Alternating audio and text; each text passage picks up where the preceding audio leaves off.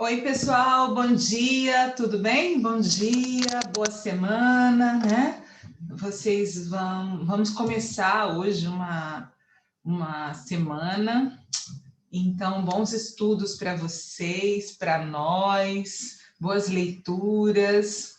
Essa semana nós vamos fazer o seguinte, nessa primeira aula, nós vamos trabalhar com alguns exercícios de revisão, do conteúdo da aula passada. Esses exercícios são uma seleção de exercícios de vestibulares, de concursos, da SPSEX, de concurso militar, de concurso não militar, enfim, Enem também. Nós selecionamos uma série de exercícios, tá?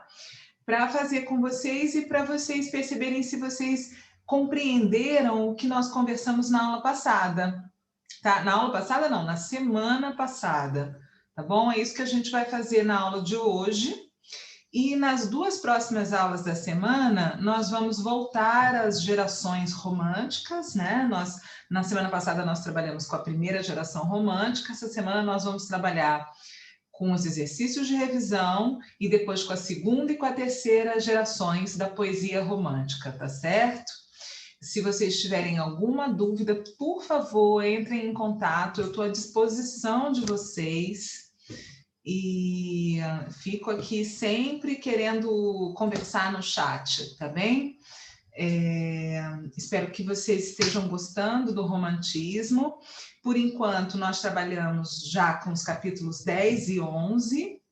Esses exercícios de hoje não são exercícios do livro, são exercícios de vestibulares, como eu disse há pouco, mas já é para vocês terem feito a leitura e as atividades dos capítulos 10 e 11, tá bom, gente? Acompanhem, porque se vocês forem acompanhando as aulas, fica bem mais tranquilo e mais fácil, porque o conteúdo é bem extenso, o romantismo é bem extenso, o conteúdo é bem denso também, e ele é importante para as outras escolas que vocês vão estudar ao longo do ano, tá? E ano que vem também, tá certo? Então, compreender essa estética e todas as outras é muito importante.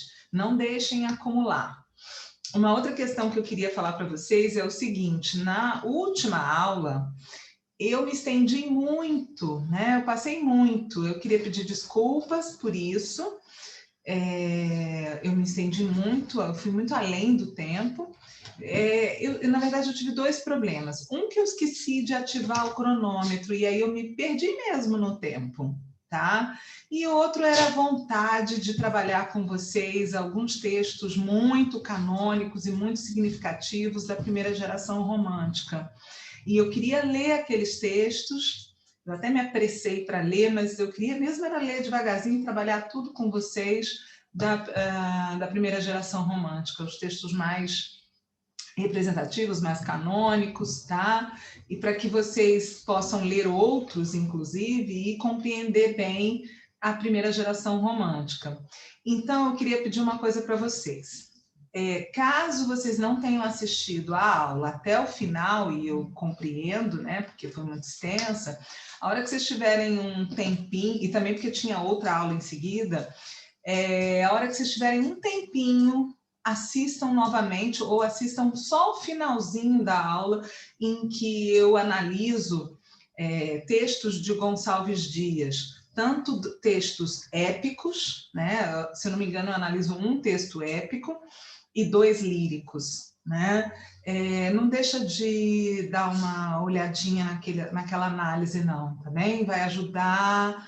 Eu sei que às vezes é meio cansativo ficar ouvindo análise, mas é isso, né? Tem coisa que a gente faz que é cansativa mesmo, mas que é importante, tá bom? Então, vamos lá, né? Vamos começar. Dessa vez eu ativei o cronômetro direitinho, tá bom, gente? Para eu não me perder. Vamos lá. Vamos aos exercícios, tá bom?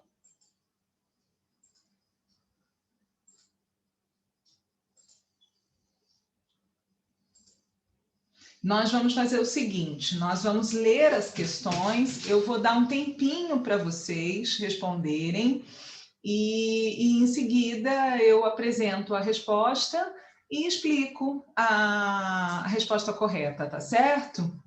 Então, vamos lá, ó. Essa primeira são atividades, então, de revisão do romantismo, essa é a aula 10. E aí, tem 3 exercícios aqui, mas não necessariamente eu vou chegar ao fim. De qualquer forma, mesmo que eu não chegue ao fim, eu vou deixar postado na página a gente coloca os slides e aí tem o gabarito e vocês podem dar uma olhada, analisar, e se tiverem dúvida podem entrar em contato comigo ou com qualquer um de nós na equipe, tá certo? Mas eu adoraria que vocês entrassem em contato comigo, tá certo? Então, vamos lá. Esse é um exercício que caiu no vestibular da PUC. Vamos lá? Assinale a alternativa correta. A poesia brasileira do romantismo do século XIX pode ser dividida em... Bom, nós já temos total condição de responder a essa questão, né? Mesmo sem termos estudado todo o romantismo, na primeira aula nós caracterizamos o romantismo de uma forma mais genérica, né? E subdividimos o romantismo em poesia e prosa. Na verdade, eu poderia fazer uma terceira subdivisão, que não vai aparecer no livro didático de vocês, mas eu já comentei aqui numa das nossas aulas. Eu poderia falar em poesia, em prosa e no teatro, tá certo? Poesia, prosa e teatro romântico, certo? Mas o livro de vocês não trata do teatro. Mas a gente vai comentando aqui também, tá? Mas essa questão diz respeito à poesia, certo? Diz respeito ao verso. O verso do romantismo, né? A poesia do século XIX, ela pode ser dividida em... Um tempinho aí para vocês.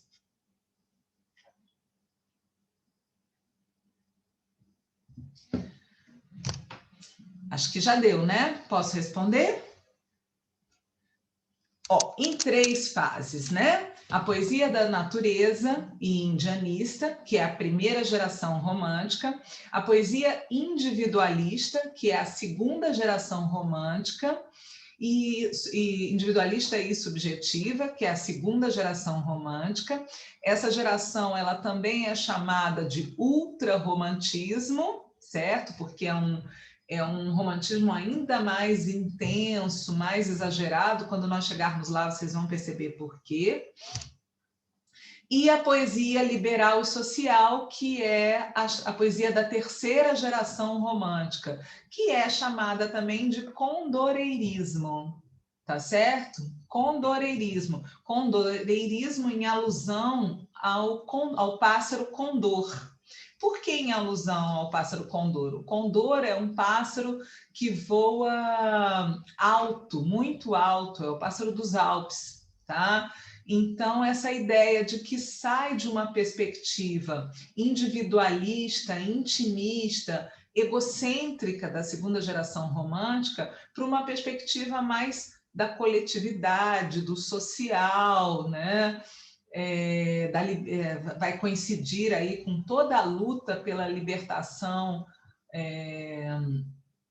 das pessoas que estavam em condição de escravidão, né? No século XIX, vai coincidir também com os movimentos republicanos, né? Eu já disse a vocês que é importante pensar a literatura dentro de um contexto, né? E no caso do romantismo, em todas as estéticas, mas no caso do romantismo isso fica bastante evidente, porque o romantismo é uma estética que no Brasil inicia com a independência do Brasil, né? Próximo à independência do Brasil. A primeira publicação é em 1836, a independência é de 1822, certo? Então, todo esse espírito de busca de liberdade, né, de libertação, ele está inserido na estética romântica. Na primeira geração, por meio do indianismo, né, dessa poesia da natureza e essa poesia indianista. Na segunda geração, essa ideia de escapismo, vocês vão ver depois, né? Misantropia e escapismo. E na terceira geração, por essa ideia de busca de liberdade do ponto de vista social mesmo, né? Bom, vamos lá. Acertaram? Ok. Alguém marcou diferente? Qualquer coisa, comente no chat. Vamos lá, segunda. A segunda questão é metodista, né? Vamos lá. Na primeira metade do século XIX, a discordância entre a literatura e a modernização presentifica-se de maneira nítida e profunda. Pelas obras literárias, percebe-se uma cosmovisão marcada pelo choque com o cotidiano imediato e as evidências de um mal-estar, que passou a ser conhecido como o mal do século. Os textos revelam uma ânsia de evasão deste presente circunstancial e descolorido. Na busca de compreensão, o artista valoriza a imaginação criadora. A arte se converte em manifestação da alma e assim tem-se ou seja, qual é a questão aqui? Qual é a estética correspondente ao século XIX, né? Nós já sabemos, nós estamos estudando essa estética, né? E essa estética é o romantismo, tá certo? Agora, gente, esse enunciado é muito importante e esse enunciado ele pode ajudar vocês a compreenderem melhor esse estado de espírito do homem romântico.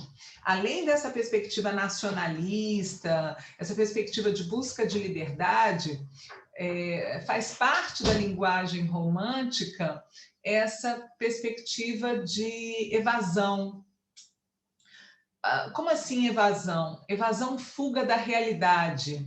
Nós muitas vezes chamamos, e eu acho que em alguma outra aula eu comentei, de escapismo, certo?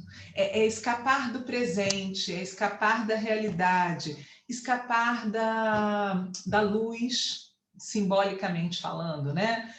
Da luz razão, da luz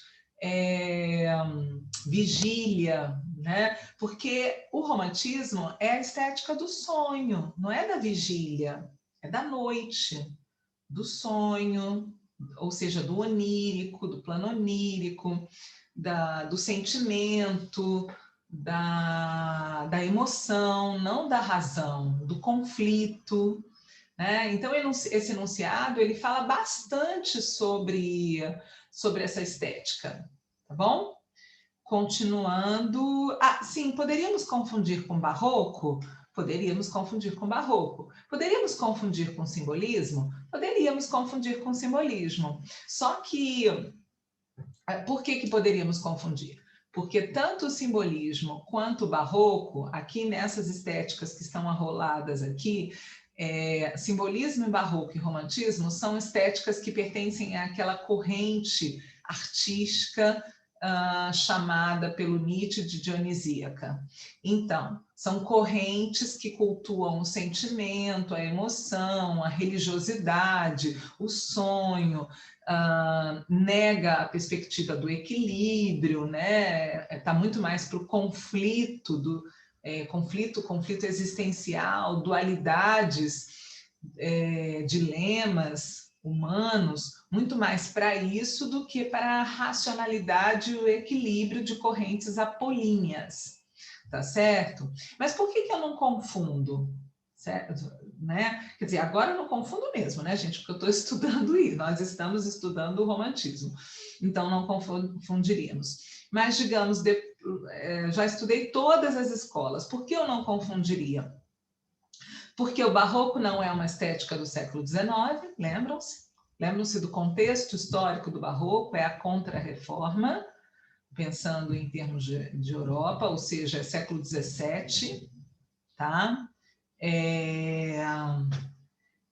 E o simbolismo, ele é final do século XIX, tá? Na primeira metade do século XIX, nós temos o romantismo. Simbolismo e parnasianismo são estéticas do final, tá? Tudo bem, gente? Então, continuando, vamos para a terceira. Essa é do Enem Libras. Pertencente ao romantismo, a obra de Victor Meirelles caracteriza-se como uma... que você está possível aí ver essa obra direitinho? O que a gente tem aí nessa obra, nessa pintura? Pronto? Vamos lá? Nós temos uma inclinação ao retrato nacionalista. Como assim uma inclinação ao retrato nacionalista? Uma perspectiva épica, né, gente? De luta pela independência, de luta pelas nossas, pela nossa nação, pelas nossas coisas, né? Pela nossa independência, tá? Essa perspectiva nacionalista, ela é muito importante, sobretudo na primeira geração romântica, tá certo? Continuando, nós vamos ler agora um texto do Gonçalves Dias, outro texto do Gonçalves Dias. Lembre-se que Gonçalves Dias, ele é o nome, digamos, mais canônico, mais representativo da primeira geração romântica. Nós temos dois nomes, Gonçalves de Magalhães, que foi quem escreveu Suspiros Poéticos e Saudades, é a primeira obra a ser publicada, cuja importância está mais centrada no prólogo, porque é no prólogo que ele vai dizer o que é essa estética romântica que rompe com os padrões clássicos, tá certo? Que são os padrões da estética anterior, né, que é o arcadismo ou neoclassicismo, que está retomando, na verdade, os padrões da antiguidade. O romantismo rompe com isso, tá certo? Esse ideário de ruptura com os modelos clássicos está presente no prólogo dos Suspiros Poéticos e Saudades, e isso é o que tem, na verdade, mais relevante nessa obra. Gonçalves Dias, não. Gonçalves Dias, a gente percebe uma poeticidade, sobretudo na perspectiva da musicalidade, do ritmo, né? A preocupação com as rimas e com a presença da natureza, né? Essa natureza que exprime o nosso nacionalismo e a expressão desse símbolo, né, de heroísmo que é o nosso índio. Bom, para este contexto. Então vamos lá, Canção do Tamoio. Porém, se a fortuna, traindo teus passos, te arroja nos laços do inimigo falaz. Na última hora, teus feitos memora, tranquilo nos gestos, impávido audaz. E cai como tronco do raio tocado, partido rojado por larga extensão. Assim morre o forte, no passo da morte, triunfa a conquista mais alto brasão. Perceba que a sonoridade é um recurso bastante presente na poesia de Gonçalves Dias, tá? A linguagem é simples, né, gente? A linguagem é bem simples. Bom, e aqui a gente tem um escritor do modernismo, que é o Vinícius de Moraes, e que se torna bastante, um poeta, né? E que se torna bastante popular por meio da música popular brasileira, né? Vinícius de Moraes é um dos nossos poetas aí deste contexto mais envolvidos com a música popular brasileira, né? E a parceria com Baden Powell, deem uma pesquisada, vocês vão ver muitas coisas boas, muita música boa, muita coisa boa, muita mesmo, tá? Então, vamos lá. Então, é final do século XX, tá? Quer dizer, aquele outro texto, início do 19, aqui é final do século XX, bom? Berimbau. Quem é homem de bem não trai, o amor que lhe quer seu bem, quem diz muito que vai, não vai, e assim como não vai, não vem. Quem de dentro de si não sai, vai morrer sem amar ninguém. O dinheiro de quem não dá é o trabalho de quem não tem. Capoeira que é bom não cai. E se um dia ele cai, cai bem. Ok. No fragmento poético, eu não vi aqui, Insper, 2014. Vamos lá. No fragmento poético de Gonçalves Dias, um pai explica ao filho como se comporta um guerreiro no momento da morte. O índio, ele é escolhido como nosso herói, né? E esse herói, ele tem... o romantismo, ele não está retomando uma das estéticas, né, daquela corrente dionisíaca, é o trovadorismo, né, que corresponde à estética, à arte da Idade Média. Lembram-se disso? Que estudamos ano passado. Então, essa perspectiva de retomada do herói também é uma forma de resgate de toda essa postura de honradez, de dignidade, de hombridade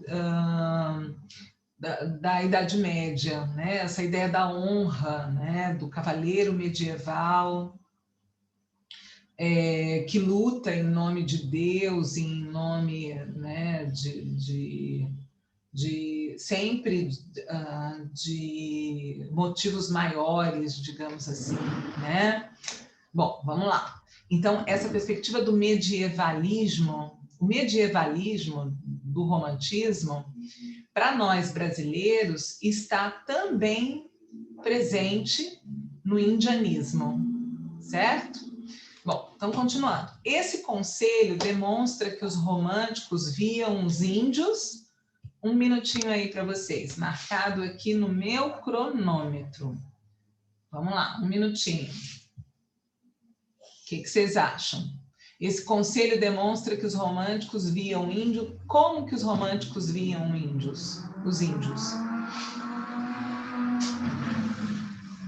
O que vocês acham? Chegamos a 1 minuto. Chegamos, vamos lá. Os índios, eles eram vistos pelos românticos de modo idealizado. Aliás, gente, a idealização é também uma característica do romantismo. A mulher vai ser idealizada, a pátria é idealizada, o herói é idealizado, portanto, o índio é idealizado, né? Ele é visto de uma forma idealizada, com valores próximos aos valores das cruzadas europeias, quando era nobre morrer por uma causa considerada justa. Então, da mesma forma que para os cavaleiros medievais, para aquele herói lá da Idade Média, tinha de haver uma causa nobre, justa, maior para se morrer, aí sim, né? Morrer por uma causa maior, ok. Né? Da mesma forma, esse valor ele está também tanto na poesia quanto na prosa. Vocês vão ver depois com José de Alencar a prosa romântica, ou seja, os romances românticos indianistas, eles também trazem essa imagem, né, do índio como um cavaleiro medieval. Eu não sei se vocês já leram, né, o Guarani, né? Mas ou já viram algum tipo de filme, de algum outro produto cultural em que resgate essa ideia do Guarani? O Guarani é quase um cavaleiro medieval. Então, gente, olha, o romantismo é uma estética, sim, de construção de identidade nacional, de descoberta de quem somos, de valorização da nossa pátria, da nossa fauna, da nossa flora, mas pensem nessa perspectiva pensando também que ainda é o século XIX, que ainda estamos muito influenciados. Até hoje a gente recebe muita influência de culturas estrangeiras, né, gente? Até hoje, inclusive, assim, por exemplo, quando estou em sala de aula, eu gosto de saber o que os alunos leem, né? No primeiro ano, eu gosto muito de começar o ano sabendo o que os alunos leem. E sempre a maior parte dos alunos me respondem que leem literatura, que lê literatura estrangeira. Muitos leem literatura americana, por exemplo. Muitos gostam de filmes americanos. Ou seja, gente, a gente ainda está sob essa influência de culturas consideradas hegemônicas, culturas dominantes, por motivos talvez um pouco diferentes desses motivos do século XIX. Mas é muito interessante vocês começarem a pensar um pouco sobre, um pouco mais criticamente, né? Porque às vezes a gente simplesmente repete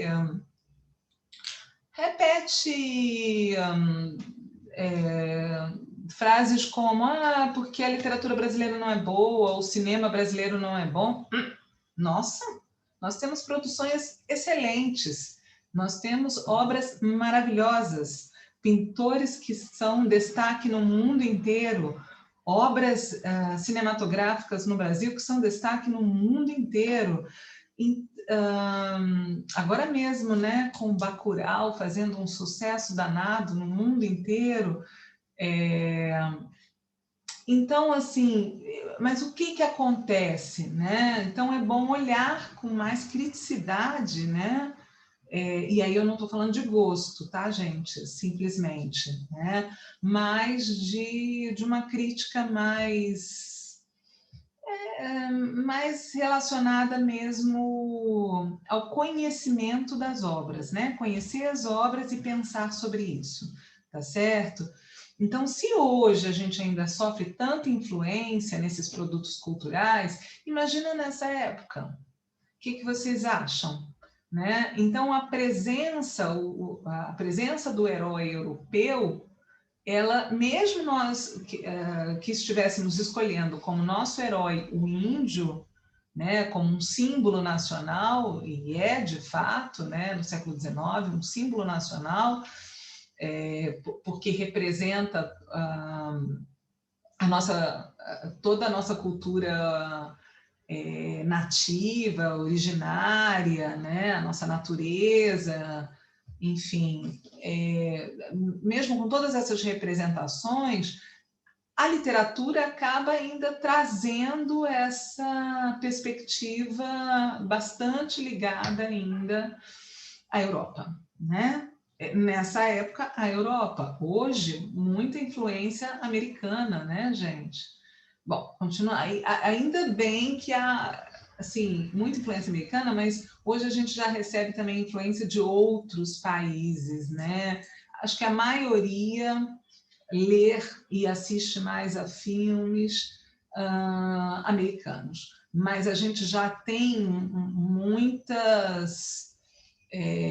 muitas possibilidades, né, de conhecer outras culturas, né, por meio da literatura e por meio do cinema, né? Isso porque eu estou só citando essas duas artes, tá, gente?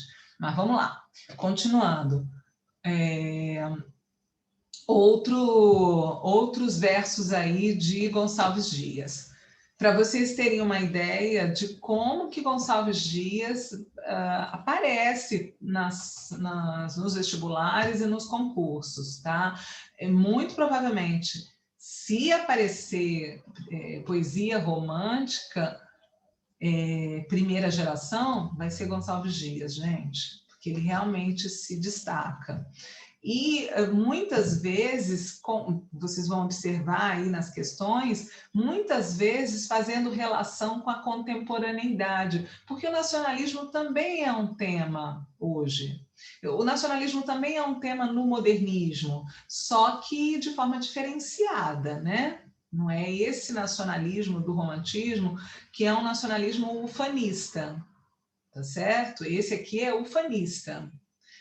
Tudo bem? Essa palavrinha é muito importante para o romantismo, tá? Certo? Nacionalismo ufanista, tá bom? Cantor das selvas, entre bravas matas, áspero tronco da palmeira escolho. Unido a ele soltarei meu canto, enquanto o vento nos palmares une, rugindo os longos encontrados leques.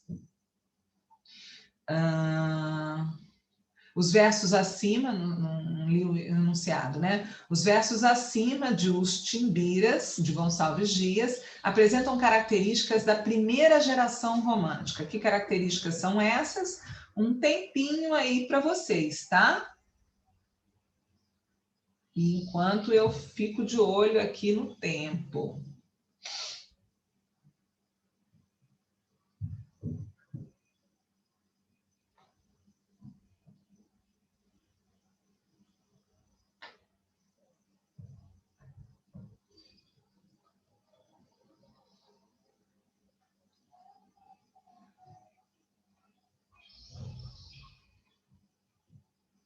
E aí, pronto, gente?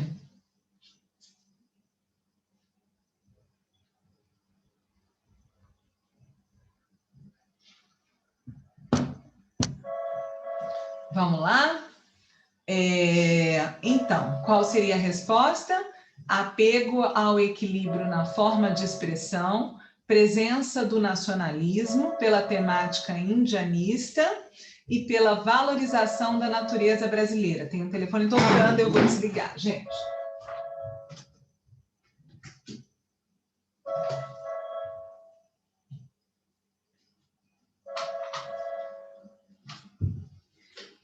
Desliguei. Então, continuando. Vamos lá? Apego ao equilíbrio na forma de expressão, presença do nacionalismo. O nacionalismo é extremamente importante, gente, para essa primeira geração romântica, tá? A temática indianista, cantor das selvas, entre bravas matas, áspero tronco da palmeira escolho, a natureza aí também, né? E a valorização da natureza brasileira. Na verdade, esses são os temas presentes na maior parte dos poemas de Gonçalves Dias e dos poemas da primeira geração, tá? Nós temos, obviamente, poemas que são épicos, lembra do que é épico?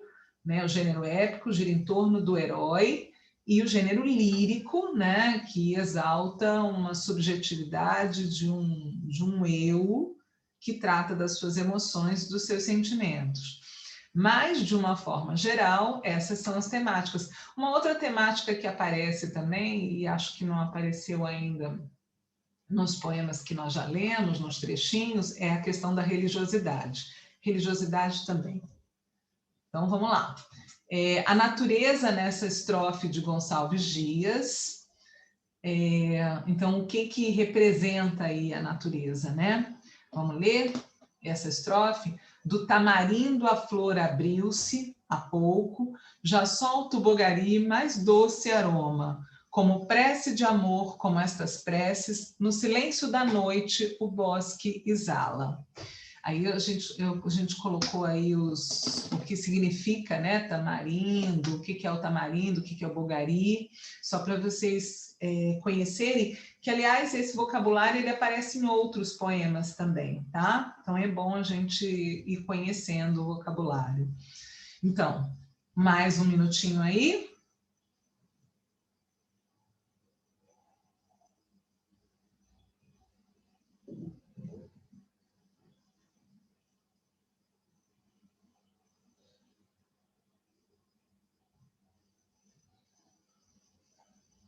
Então, vamos lá.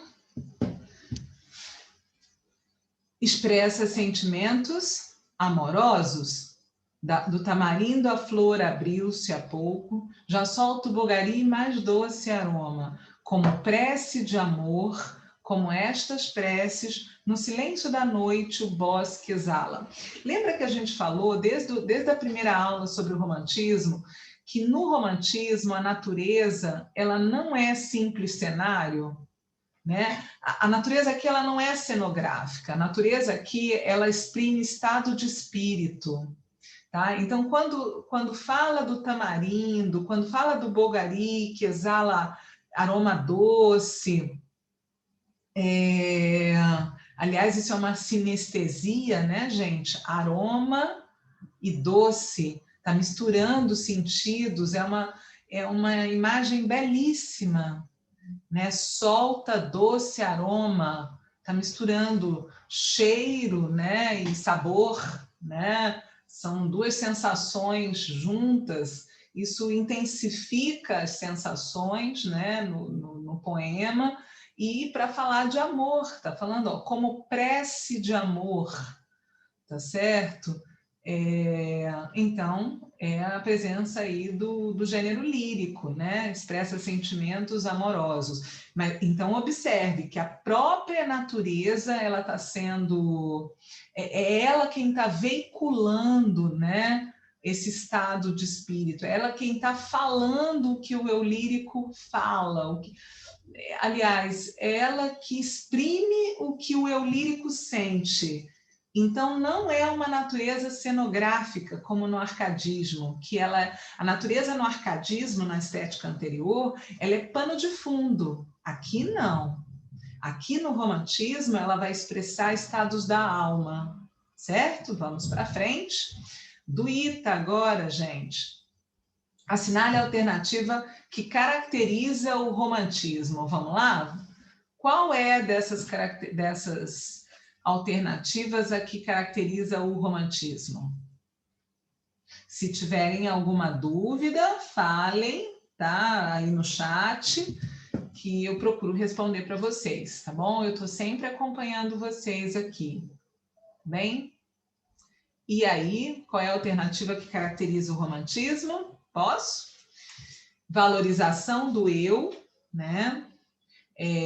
Então, a perspectiva do sentimentalismo, do subjetivismo, do intimismo, né? É uma estética ligada ao eu, é uma estética ligada ao sujeito. Lembrem-se que as estéticas que pertencem àquela corrente dionisíaca, elas são estéticas mais ligadas a temas mais subjetivos, certo? O assunto passa a ser manifestado a partir do artista, do sujeito, né, gente, que traz à tona o seu mundo interior, com plena liberdade.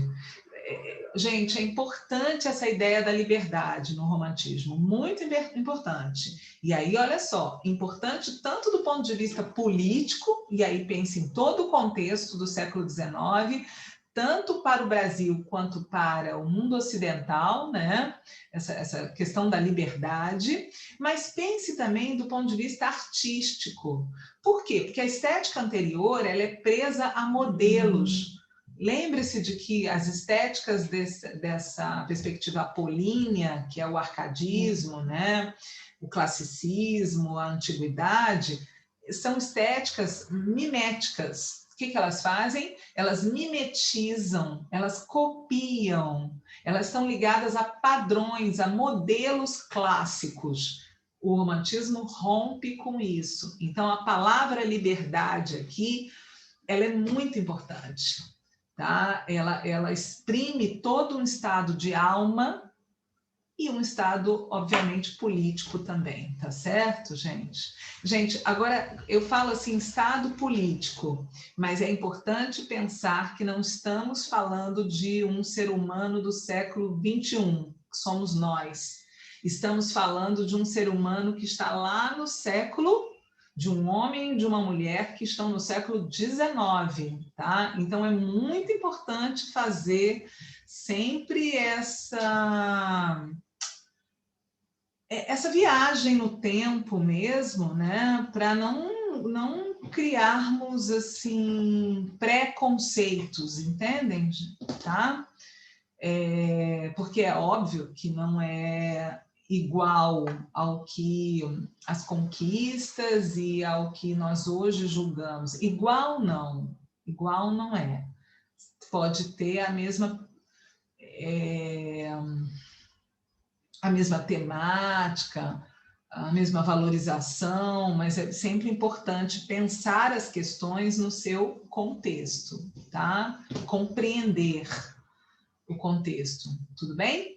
Ó, então, esta liberdade se impõe na forma, porque a forma é mais musical, né? Mais musical e menos padronizada, né? Ela está mais ligada ao sentimento, certo? Então, a letra A. SpaceX agora. Alguém aí vai fazer SpaceX, né? Acho que não, né? Esse grupo não. Ixi, já passamos do tempo. Então, vamos só mais essa. Vamos lá? Sobre o romantismo no Brasil, marque a afirmação correta. Qual que vocês marcariam?